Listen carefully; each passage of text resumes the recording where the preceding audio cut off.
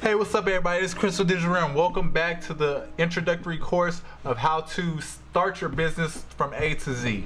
So we're at the final step of starting your business from A to Z the proper way so you can receive the maximum amount of funding possible as a new business. So we want to look legit for the banks, we want to look legit for our business credit cards, we want to look legit for our business credit lines, we want to get the maximum we can possibly get for our business.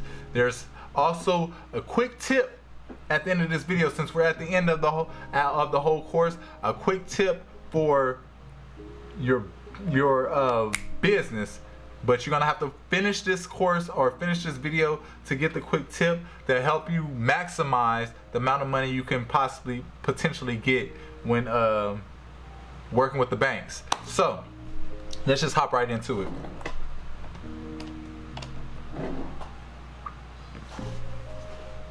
All right, so pretty much as you probably noticed the first time, so what we're doing now is we're going to register our business. So on Google Business, what we want to do is take those pictures or take all your business information. So that's your address, that's the phone number that you have.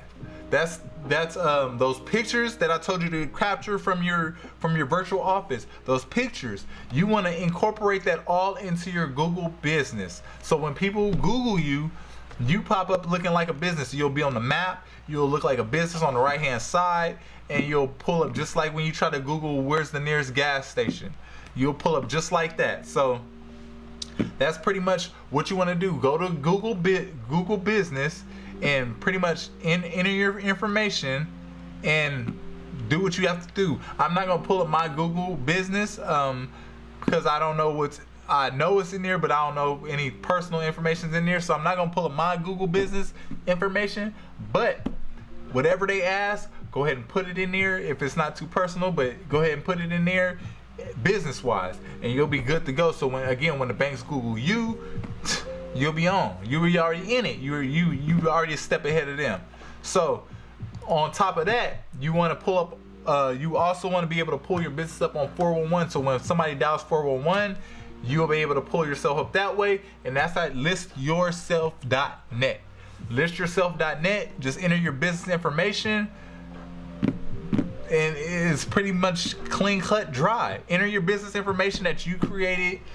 That same address, that same phone number, all of that. The email address, again, info at your domain name. Enter that. And key to that though, if you enter that, make sure you set it up where I was about to say you do have to enter, don't have to enter it, but I think you do, because you want it to pull up. So what you want to do is make sure, and you might want to YouTube this because we're not going to cover this in this course, but make sure you forward your info at wherever to your personal email address or the email address you have associated with your business. So let's say your business was, what do we have? Authentic Designs.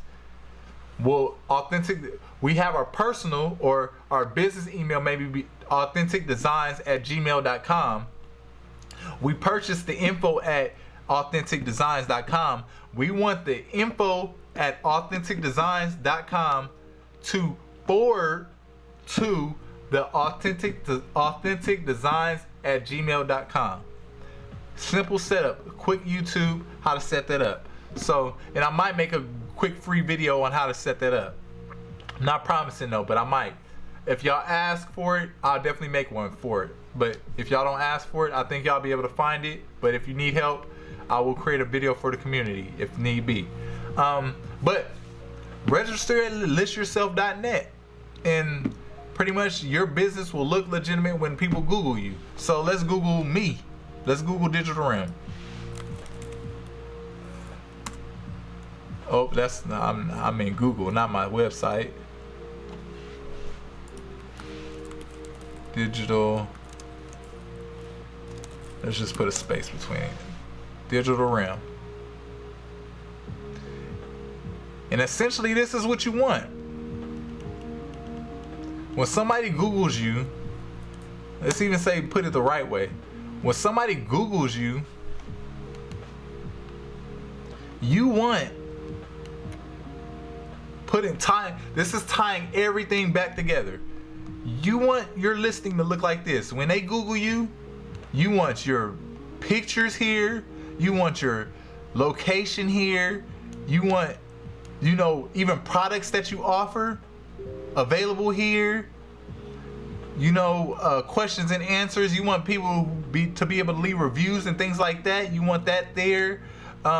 You want your videos that you put up on social media, wherever, you want that there.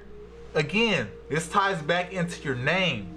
When you pick the correct name that doesn't have a lot of competition, when somebody Googles you, this is what you want it to look like. You want it to look just like, you want it to be all you. You don't want to compete with anybody. Let's go to page 10. We might get something different. You know, German DVDs and stuff. This is page 7. Page 4 maybe. You know, we're getting other way, you know, different stuff. Let's see when my stuff stops. So I stop on page 2. So I pretty much took up 2 pages of the search. Almost 2 pages of search. Look at all the images are all Digital Rim images.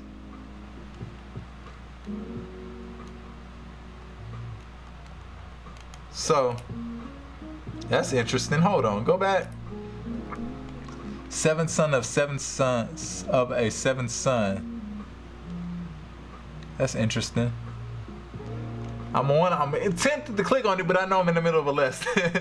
I don't want to go down a rabbit hole. But yeah, so, and then even that being said, sometimes Google yourself, Google your company and see what else pops up.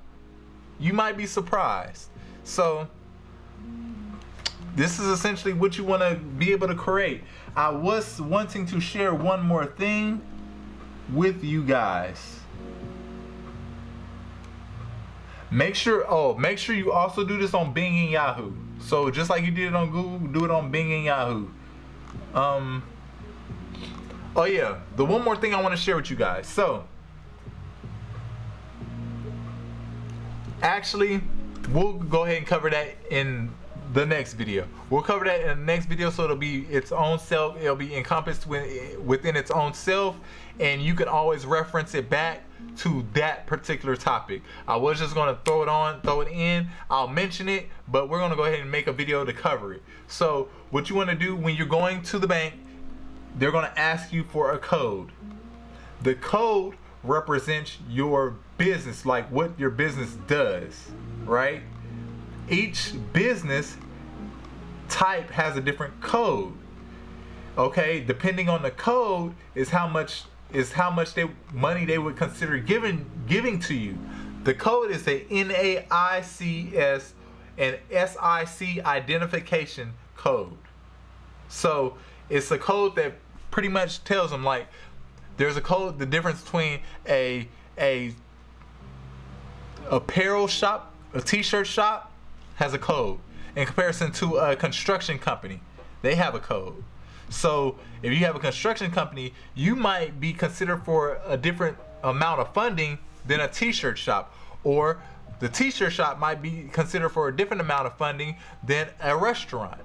It's like that. So in the next video, I'm going to show you, depending on your business, you don't want to finagle this, but it depends on your business. But if you have a broad business like Digital Rim, if you have something that's a little more broad, where you offer multiple services in a way, then you might want to consider of just tweaking your, if you want to say tweaking your business, or just tweaking the way you do things, or the perspective on how you pitch your business to fit into this identification code that might be more helpful for you. So I'll see you in the next video, and I'll just share what that code is, and then we'll just talk more about the application for when you're going to the bank, and that'll be a short video, but I did want to just make sure that's all in one video, so it'll bring this whole thing to a conclusion, because that's primarily, at the end of the day, what we want to be able to do is go to a bank,